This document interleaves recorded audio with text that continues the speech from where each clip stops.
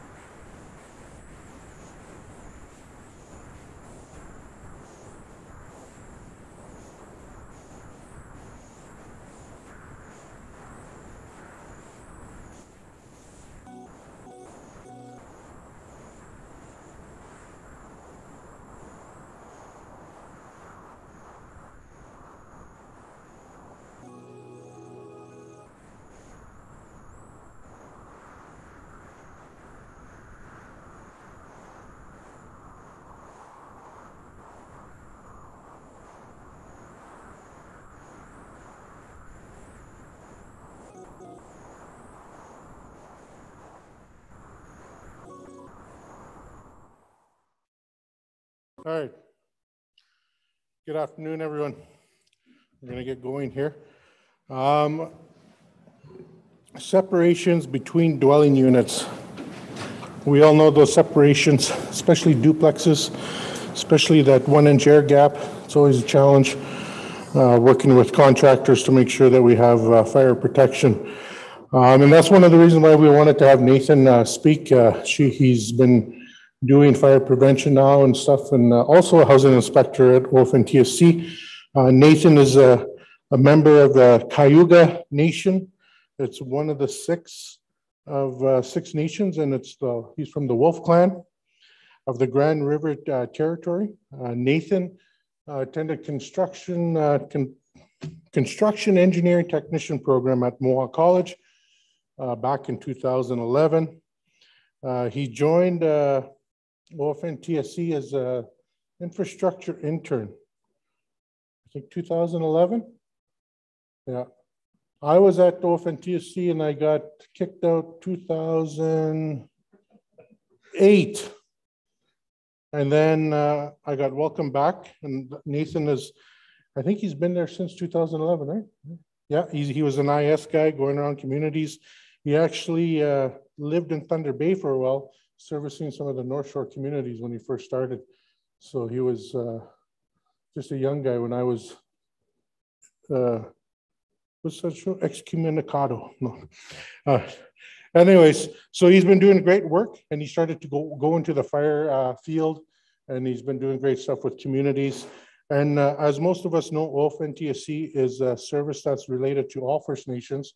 You may have to go to your tribal council, go through them as a kind of a courtesy, but it's a great organization. I did two tours there, and I still think I'm welcome back if I ever knock on their door. So the presentation talks about multi-unit construction. It talks about fast and efficient ways to build dwelling units, and we'll go from there. I'll let Nathan take it from there so we can get going. And questions at the end of the presentation. Are we doing a microphone or just, yeah, we got a microphone. And then if there's people for you watching online, you can type in your question anytime, and then we'll bring it up, your questions. People who are watching virtually, we'll bring it up. And don't forget, is there anything on the app after the presentation? Comments? Check the app. I know each year we usually have spaces for feedback too. All right, further ado, Nathan.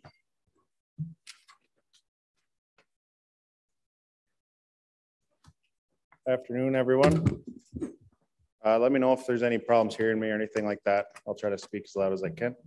Don mentioned I am the Fire Safety Coordinator from the Ontario First Nations Technical Services Corporation. We provide technical advisory to all the unaffiliated First Nation communities in the province. I just wanted to say now to the event organizers for asking me to speak today, and I'd like to thank everyone here for coming to listen. Fire safety, obviously something very important, and unfortunately often overlooked for a lot of our communities, and often throughout the construction process. Doesn't decrease the importance, however. So this presentation is going to focus on fire separations between dwelling units. So there's quite a number of requirements in the building code as far as fire separations go. So obviously we're not going to have enough time to cover everything. Try to cover as much as we can, and hopefully we'll have some time for questions at the end.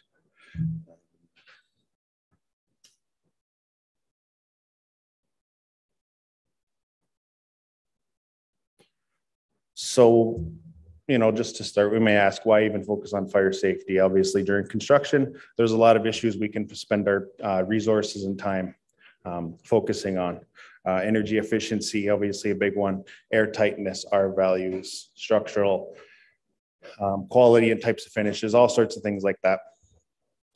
So why focus on fire safety, right? So according to a study that was completed by Statistics Canada in partnership with the National Indigenous Fire Safety Council and the Aboriginal Firefighters Association of Canada, a First Nations person living on reserve is over 10 times more likely to die in a house fire when compared to a non-Indigenous person living off reserve. I'm going to share my slides after the event is over. You'll be able to access the study on the link there. If not, I'm able to share that with anyone who may be interested. So with that in mind, you can see the importance of fire safety during construction of a new dwelling unit. So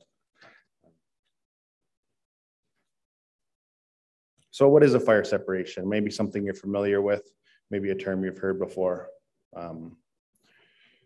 Fire separation is a defined term in the Ontario Building Code.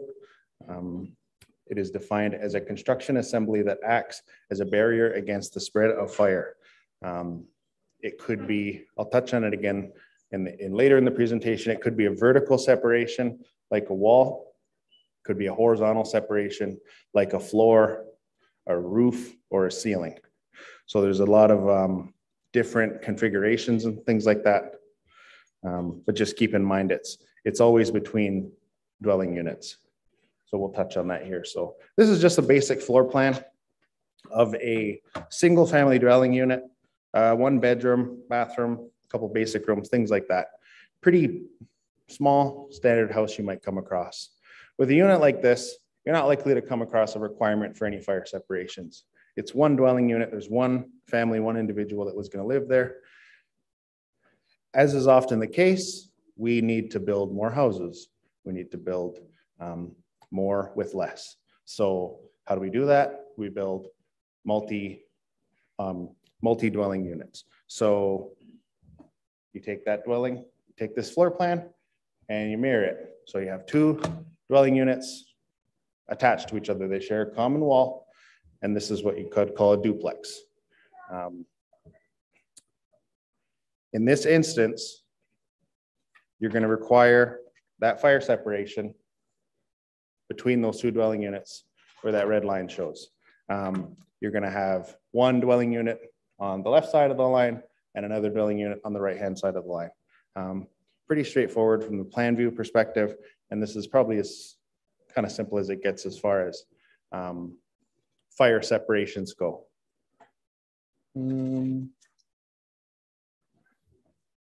So kind of switching to like an elevation. Again, this is as similar as the first one.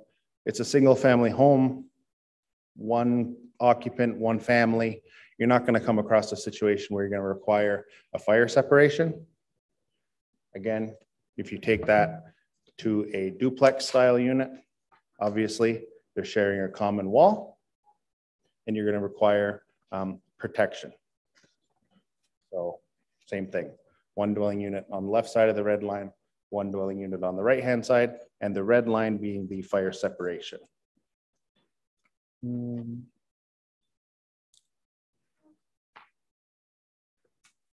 I do want to touch on three other, these are also defined terms in the Ontario Building Code, often associated with fire separations. Those being fire resistance rating, firewall, and party wall. Just to see how they relate and how they might be different.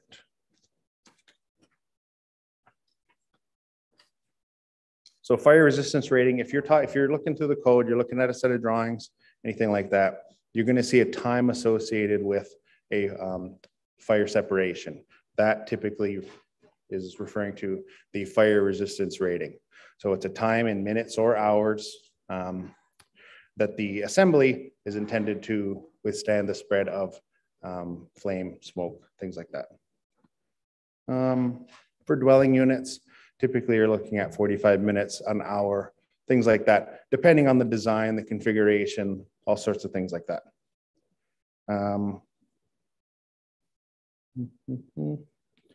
I guess it's worthwhile mentioning the Ontario Building Code allows for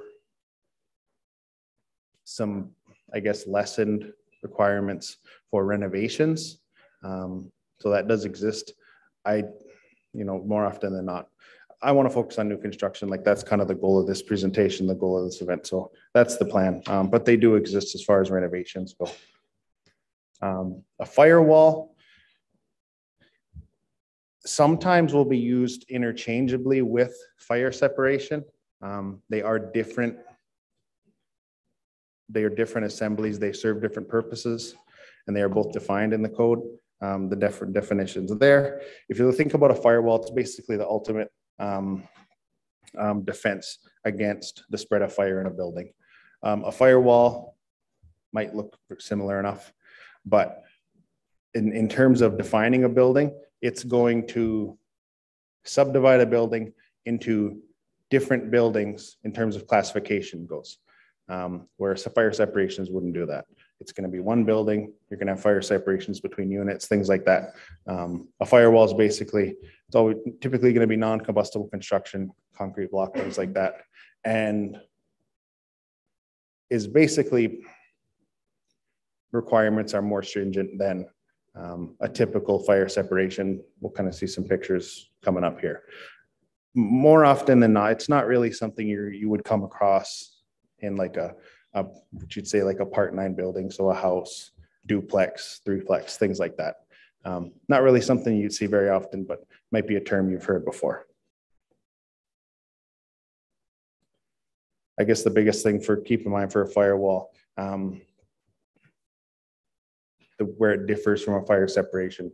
Basically, a firewall is intended to remain standing and prevent fire from affecting the structure on the opposite side of the assembly, versus a separation, not really the intent, not really the purpose or the design, but just something to keep in mind.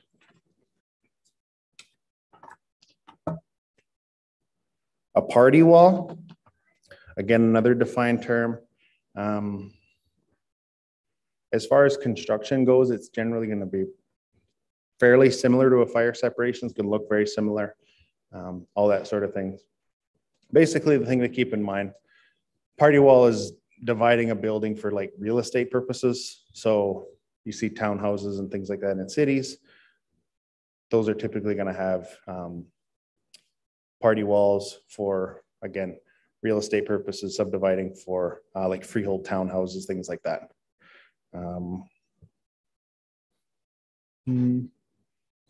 Generally speaking, if you could get into requirements of if it's minimum code or not for a community that would own, say, a duplex or a threeplex, whatever it might be, if they would need, say, a party wall in that instance, or if they could get away with fire separations, some different configurations. Generally speaking, I would expect to see something like a party wall. In most instances, you'll see a picture here. So on the left there, you see a firewall between dwelling unit C and dwelling unit B. And it subdivides the building, building 1 on the left of the firewall and building 2 on the right-hand side of the firewall. Again, firewall, typically a higher fire resistance rating, non-combustible construction, things like that. You also see the top of the firewall extends above the combustible roof deck. That's typically where you'd see a parapet sticking out with metal flashing on top of it. That's basically more often than not a firewall. A party wall, on the other hand, you see on the kind of the lighter blue there on the right-hand side, subdivides dwelling unit B and dwelling unit A, but it does not subdivide the building. That's still building 2. Again, that's terms of kind of classification of buildings, things like that. But you see the way the party wall extends from the footing level through the floors all the way up to the underside of the roof deck. Generally speaking, as a best practice, that's what I would expect to see in terms of a fire separation in a community, whether, again, it be a duplex, triplex, all sorts of things like that. Just as an example, you can see the minimum fire resistance rating for the party wall being an hour, fairly typical. So you see what they should look like in place. Let's kind of take some examples, see what how they should be constructed, how they should be built. These are from the SB3 of the Ontario Building Code. They provide, I guess, examples, types of assemblies designers can pull from to design with, to design the buildings, right? So we'll go through a few of them, some more common, some less common, things like that, and how they might change. So this is an SB3 or W1 wall, 2x4 studs, 2x4 top plate, bottom plate, one sheet of drywall on each side. You see the fire resistance rating there. The column is broken into load bearing and non-load bearing configurations, depending on how the wall is being built, how the building is going up. These assemblies may differ in that way. You also see this typical sound transmission class. Basically, that's how sound's going to travel through the assembly. Generally, between dwelling units, you would have to achieve a level of 50. So you see in this example here, even if the assembly would meet, say, 45 minutes, an hour, whatever your minimum might be, generally you're not going to meet that sound transmission class for this type of assembly.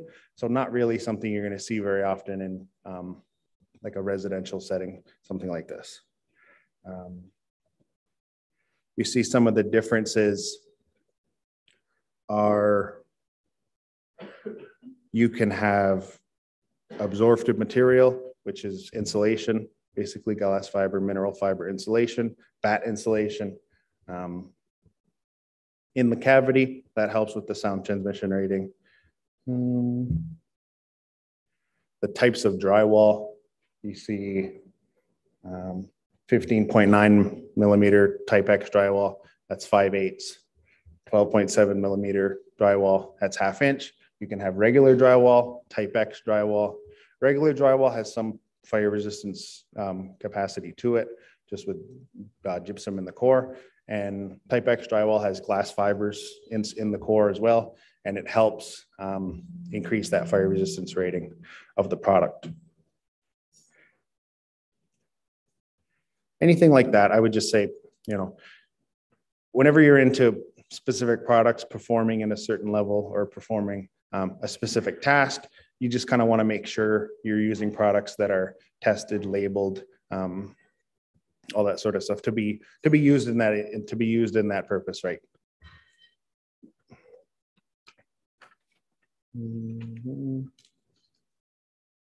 So this table there's notes to it. Obviously, I'm not able to fit everything on here, but it allows for, this is 2x4 studs. It allows for you to install 2x6 studs.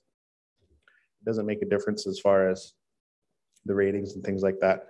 Some people do it. The only thing to kind of keep in mind is if you do have 2x6 studs, you have to install bats of insulation in the cavities that are the same size as the studs. So if you have 2x4 studs, you got to install 3.5-inch bats at the actual same size as the stud. If you have 2x6 studs, you can't use 3.5-inch bats anymore. You have to use 5.5-inch bats, basically to fill the whole cavity.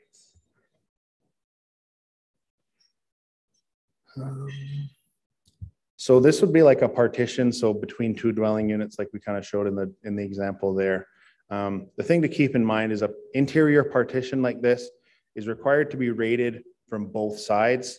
So basically it's impossible to know which side of the wall a fire might start on. So its intended purpose is to act as that fire separation, whether the fire starts on one side or the other, basically. So for that purpose, a lot of these assemblies are going to be symmetrical. They'll have the same amount of drywall on each side of the assembly, just basically for that purpose, that it has to be rated on each side equally.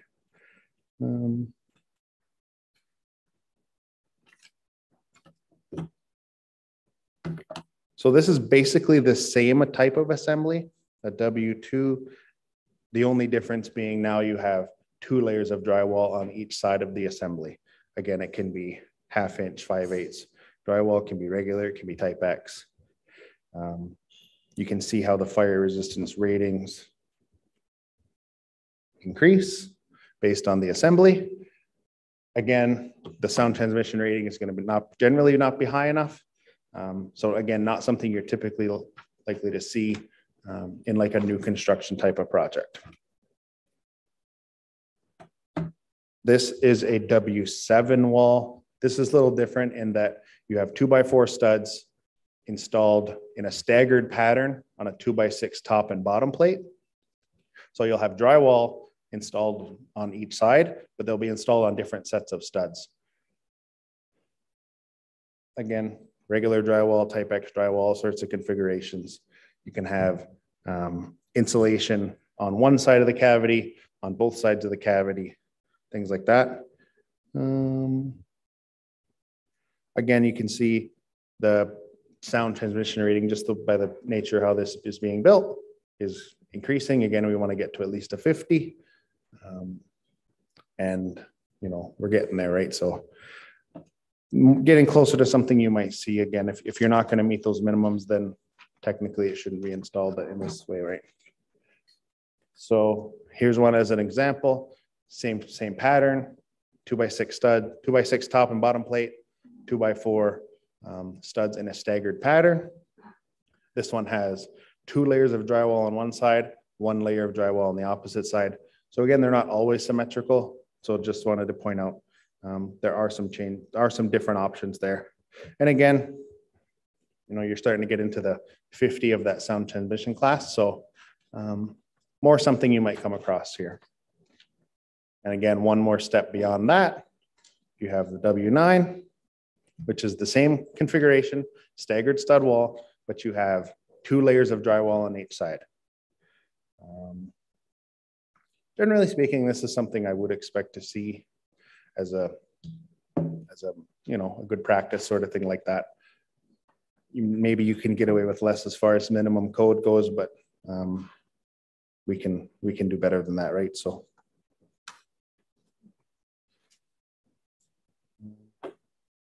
here's another one that you might come across, another type of assembly, W13 wall. This is basically 2 2x4 walls constructed back to back with a 1-inch separation in between the assemblies. Pretty common what you might see. Again, it's going to help with that sound transmission rating because the assemblies the drywall is attached to is not, they're not touching. So it just helps in that way. Again, as Jonathan mentioned in the intro there, you got to have that 1-inch air gap or else it doesn't work. So it's again, it's consistency. It's having that in place, having those inspections, things like that.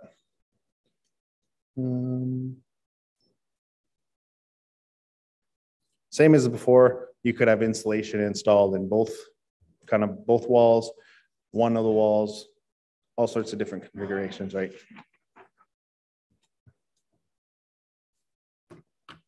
Just for the sake of argument, it's not really something I see too often. Maybe some other people would. This is an example with steel studs. Again, it's pretty similar to the first example we showed, where it's just steel studs with one layer of drywall on each side. You can see it's not going to allow for an installation in a load-bearing capacity, just the way steel studs typically work in the code. Again, if you're not going to meet the sound rating, then it's not something you're going to come across too often. You do have the option of installing larger steel studs, and maybe you're getting closer, right? So you're at 51, you're at 45 minutes, depending on your design. Maybe something like this would work. Again, not something I see too often, but it's an option.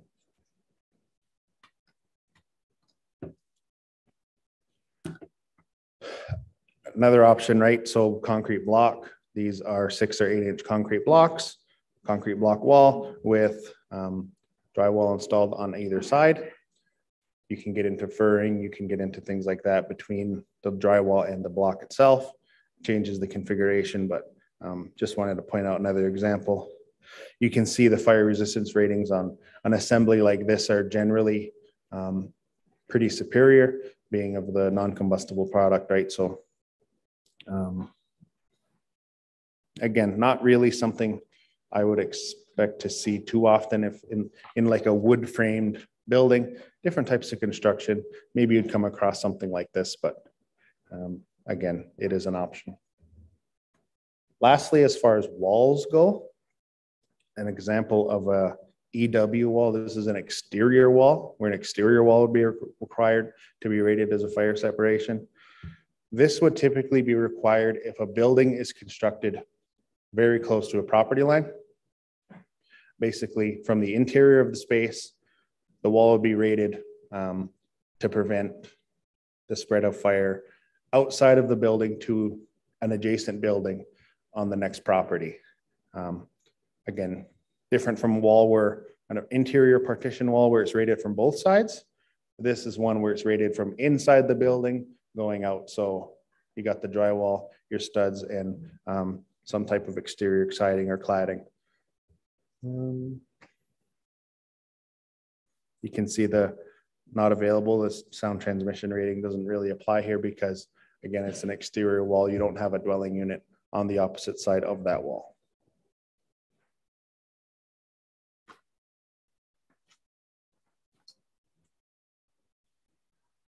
Just to show a few examples of some floor systems. This is I guess I would consider a pretty typical wood framed floor. You have subfloor, floor joists, and a sheet of drywall on the bottom. Pretty typical for like a single family home where if they have a basement or something that's finished, pretty typical of what you might expect to see. Again, not something you'd see in new construction is if you required fire separations in this instance, but just to kind of get that in your minds.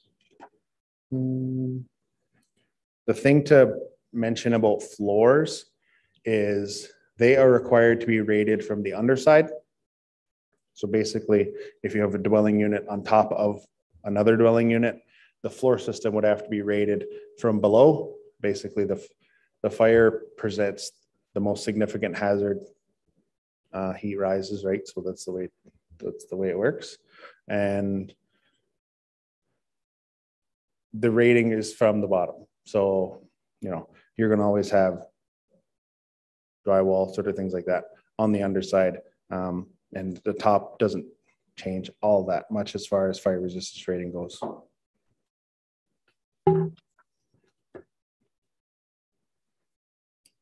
This is, I guess, basically a very similar example. It just shows Same subfloor, floor joists, but this one has 2 layers of drywall installed on the bottom. So you're typically getting closer to a required fire resistance rating. But again, you're not really getting there as far as the STC rating. This one has the typical impact insulation class as well. From my understanding, the code doesn't specify minimums for that. It's more recommendations. Again, I think they say you want to have at least a 50, 55, something like that for that. And I guess it has a lot more to do with the finishing that's installed on top of the floor. Obviously, this floor doesn't have a finish type on top of it. It's just the subfloor. Typically, I guess, hopefully you're going to have some flooring on top at some point. And again, that's going to change that impact insulation class. It's not going to change the other fire resistance rating or the STC rating. So just something to keep in mind.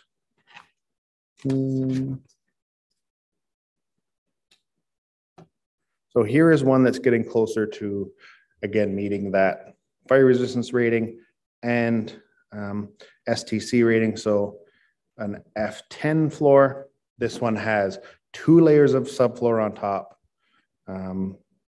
floor joists, and metal resilient channel on the underside. So metal resilient channel installed perpendicular to the floor joists, and then you install your drywall to that channel. Basically helps with the sound rating of the assemblies.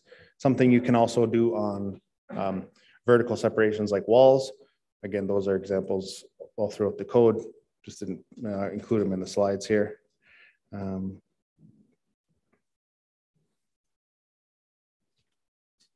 So maybe, again, something you might see for new construction purposes. This one is a little bit different in that, I guess, very similar, that it has the floor joists, metal resilient channel, 2 layers of gypsum on the bottom, but on the top it has subfloor and 1 inch of gypsum concrete, basically. Again, it's going to provide that superior fire resistance rating, STC rating, and maybe something you might see in a wood frame type construction if you're requiring that fire separation, horizontal fire separations. So you kind of have an idea of what they might look like on a set of plans. Obviously, as we all know, things don't always look like the plans once they're done. So what happens once your framers put up this nice, lovely fire separation? Generally speaking, you might have to put some stuff in that wall, right? That's the way it works. It's the requirement of the code there, basically. Piping, wiring, electrical boxes, things like that has to be tightly fitted or fire stopped to maintain the integrity of the separation. As far as fire stopping goes, the code is assuming, because of the type of construction of Part 9 buildings, typically wood frame construction, things like that, that fire stopping is going to be mineral wool, gypsum plaster, or Portland cement mortar, things like that. You can get into fire caulking, you can get into collars, you can get into all sorts of things. Generally required more for Part 3 type construction, but again, it's all based on your design. So, if it's something that is supposed to be an approved product, again, you want to make sure you're using products that are tested, approved to be used for that purpose, right? There's a lot of stuff out there that may look like it's intended for a specific purpose. Again, you want to make sure you have the right labels, the right testing, the right, the right stuff on the labeling there. As an example here, this is a vertical fire separation within an attic space. The drywall there, you can see kind of the bottom 2/3 of the picture is a vertical fire separation, and the plywood on the top is the underside of a roof deck. So again, that fire separation carries all the way up to the underside of the roof deck, which I would kind of consider a best practice, above minimum code in some instances. So something I would consider. You can see it's been taped, it's been finished, and finished to the underside of the roof deck, again, to maintain that continuity, to maintain the fire separation itself. This is an existing building, so the tape was coming off, so it needs a bit of repairs, but I hope you can imagine what it should have looked like at one point. So in regards to electrical box, it's pretty common to meet minimum spacing of outlets, things like that. You're going to have outlets installed inside fire separations more often than not. It's unavoidable at times. It's, we need power, right? So this is an example. You can see a double stud wall and a staggered stud wall. Two examples we kind of looked at earlier. The code requires electrical boxes to be offset from stud cavities so that they're not just installed back to back.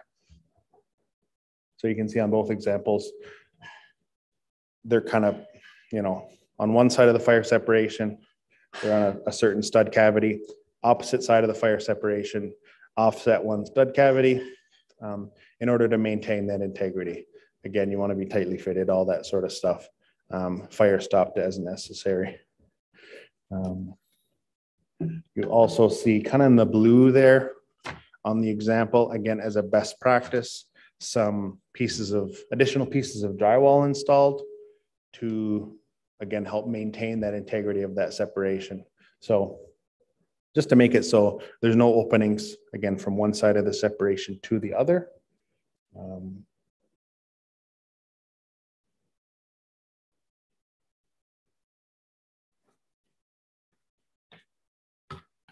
Again, something I would consider as a best practice, but again, that's why we're here, right?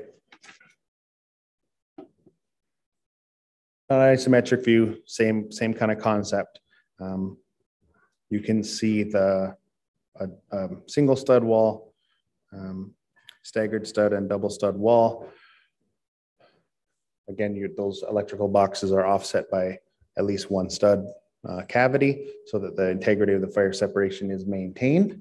And again, with some additional drywall installed within the cavity to assist with that.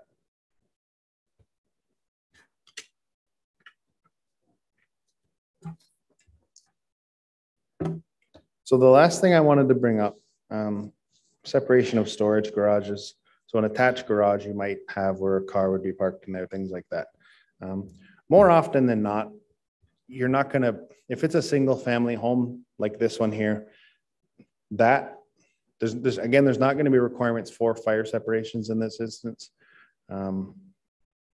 But there are requirements for separation from the garage to the house. Not exactly fire separations, but I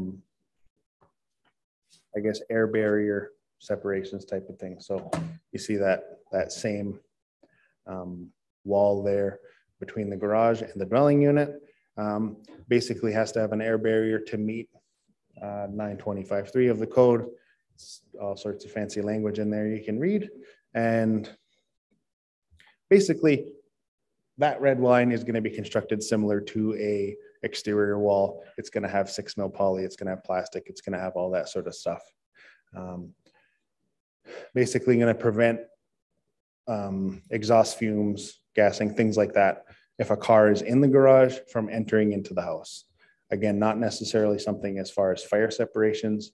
I think the code, if you have a huge garage that holds a certain number of cars, you get into requiring that. If you have another dwelling unit on the other side of that garage, again, you're into fire separations, things like that. But just as an example, for a single family home, something to keep in mind, something to be cognizant of, and in the object of safety there, right? You can see the other code reference on there, 9, 10, 13, 15. That's a requirement specific for self-closing door and weather stripped. So basically you're gonna have an exterior door leading to the garage that closes so that, again, you don't just have a door wide open while the car's running in the garage and someone's sleeping inside.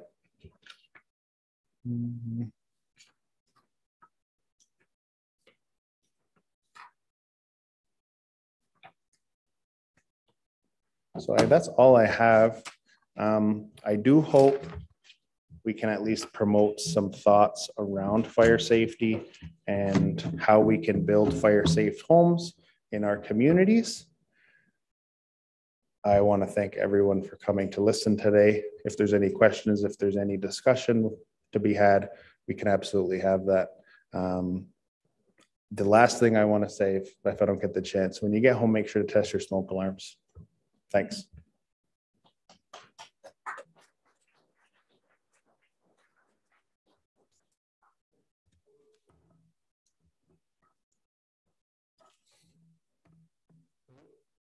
Any questions? Now with the mic.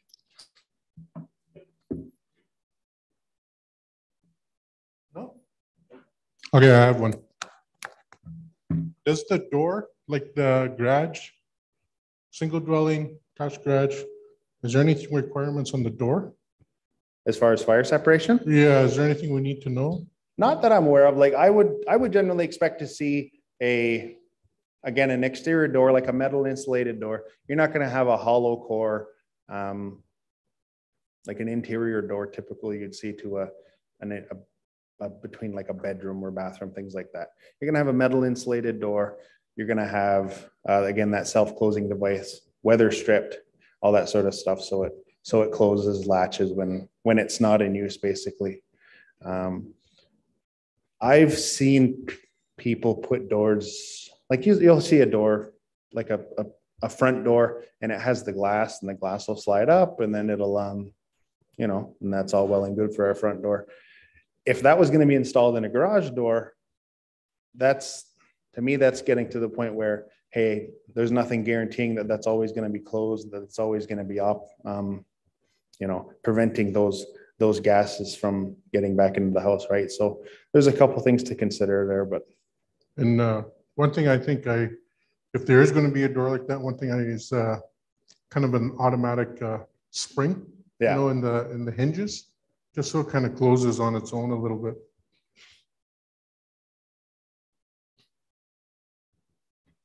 Any other thoughts? Any other questions? Anything to add? Anything?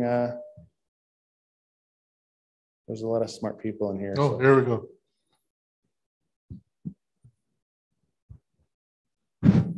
So for fire separation is like assembly of only drywall and the stored? Mm-hmm. Or is there something material we can buy from market for the fire separation? Like to put on drywall? Yeah. I mean, they make lots of things, right? There might be, generally speaking, like drywall, whether it's regular drywall, Type X drywall, finished, like you're going to meet as far as minimum code requirements. If you're going to get into protection of foam insulation, things like that, I know there's products out there for those specific purposes, intumescent paints, things like that. Generally speaking, if you have a partition wall, drywall on each side, it's going to be pretty similar to a wall that you might look at it and it doesn't even, you can't even tell it's fire separation, right? It's drywall, it's paint on it. Hey, there's some plugs, got to charge my phone, right? So.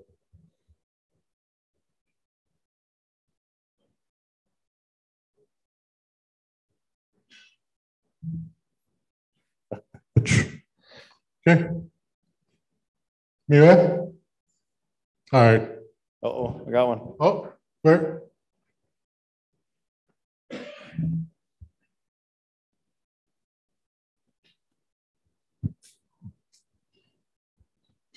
What I didn't hear, there's fire extinguishers in each dwelling. That would be recommended, right?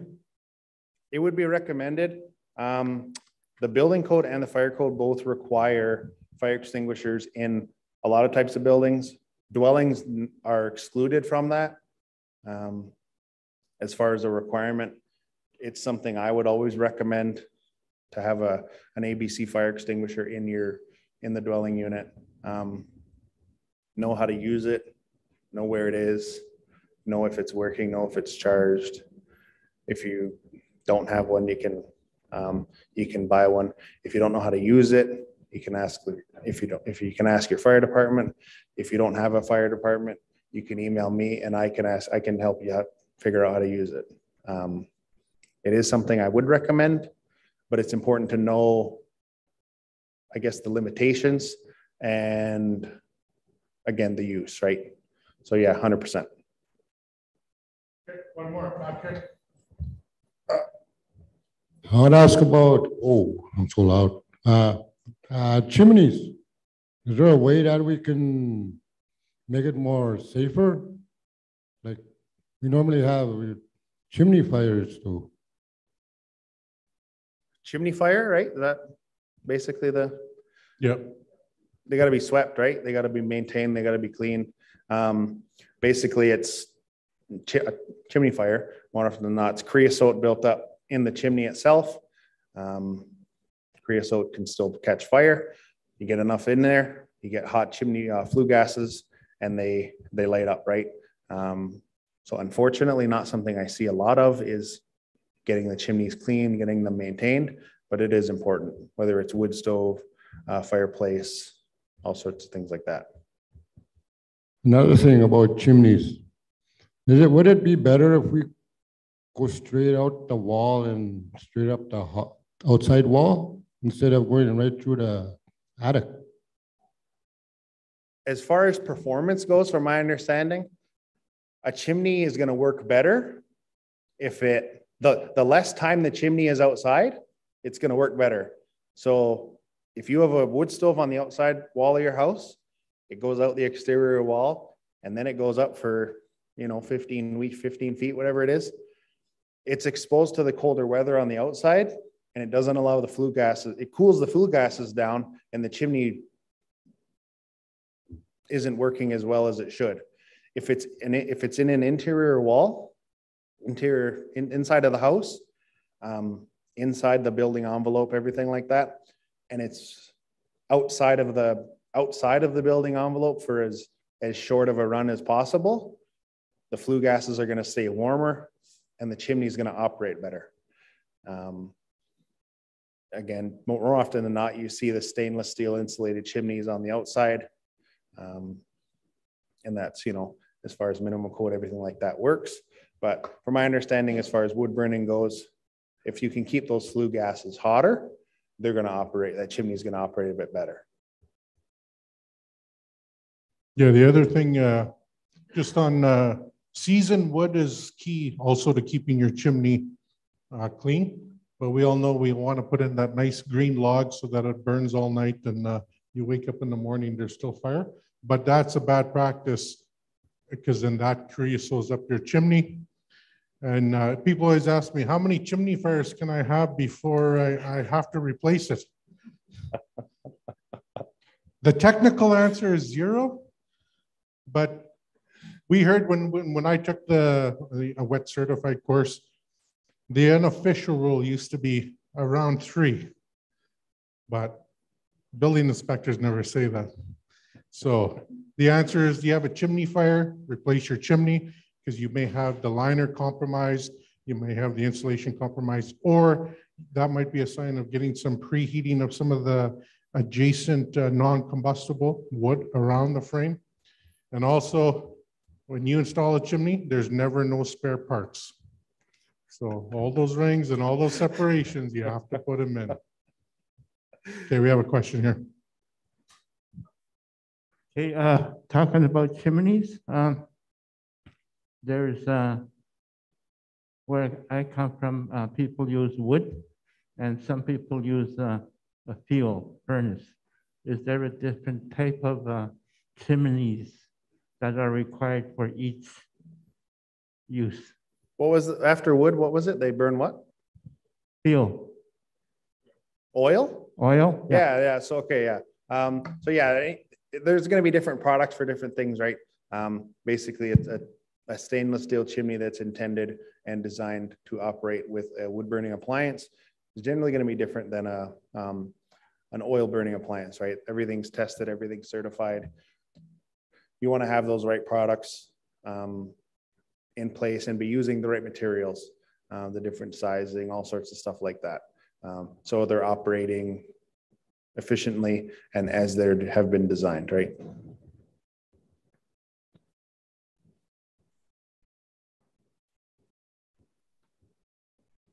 Okay, any more questions on the wood burning presentation? I got some units that are getting close to 30 years old, and these have chimneys. How often does a chimney, what's the lifespan of a chimney that's been used off and on?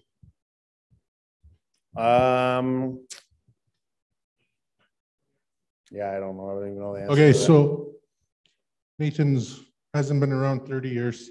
I've only been around 20 years.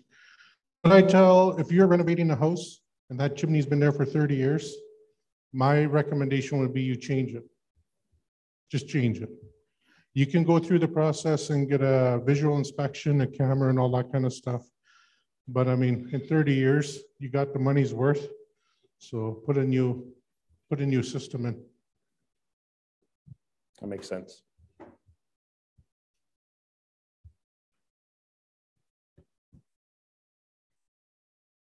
Anything else? Ask him anything.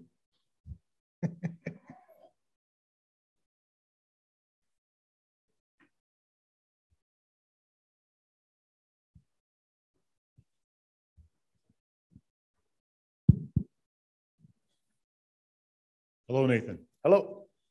I have two questions. One, is there going to be a volunteer firefighting training coming up with your organization? And secondly, I'm thinking of doing an elders complex, 6 or 8 single level homes. And the design I'm thinking is somewhat of a horseshoe or a curved design, where in between each of those units will be somewhat of a wedge between the units that I thought I could use for storage. Which one of those fire suppression walls would be the best between those units? So first question, as far as firefighter training goes, there actually is a bit of an opportunity right now, some funding available for firefighter training. It's kind of a proposal basis. I'm more than happy to share any of that information with anyone who would be interested. We don't actually offer firefighter training, anything like that in-house here. But as far as coordinating that, it's something I do, and it's something, again, I'm able to share that information with. I'll give you one of my cards and I can send you a bit of information. As far as your design goes, for the units, they're detached, right? Like they're single family. Is that kind of the, right? So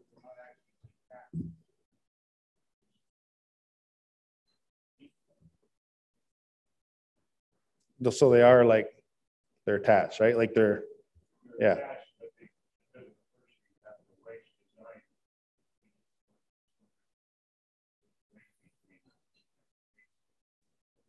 Yeah. Okay. Yeah. I would stay away from any of those single stud walls. I kind of had them in here more or less just to show an example and then to kind of build on that. Whether you can get away with meeting some of this stuff for minimum code or not, it's not something I would go for. Generally speaking, for my purposes, if you're going to have the double stud wall, so that's 2 separate 2x4 walls with the 1-inch space in between the separate walls. For my purposes, for my, you know, as far as a wood frame construction goes, that's something that's both pretty practical and simple enough to build. It's not overwhelming for a lot of guys, and yeah, everything's readily available. You're not looking at special materials and things like that, right? So.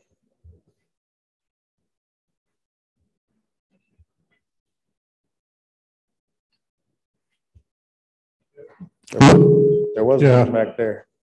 Another one back here? There was one. Always good. Change his mind. Change his mind?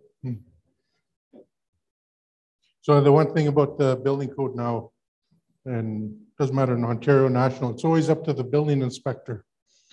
So whoever looks after Gulf Bay, that's who will have to deal with having those wedges in there. I think you're gonna have to fire separate kind of both walls for continuity. It'd be hard to kind of separate it, have a regular wall. So, Yeah. Yeah.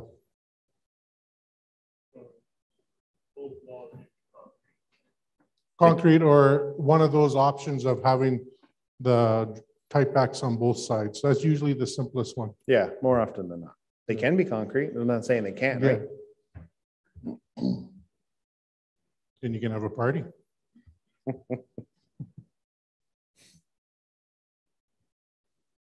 Okay. All right then. All right, we have a small gift. Let's give Nathan an acknowledgement. Miigwech.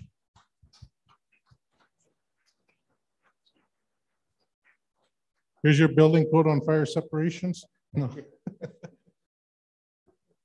Now, All right, and I can punch your cards if you guys want your cards punched. Thank you.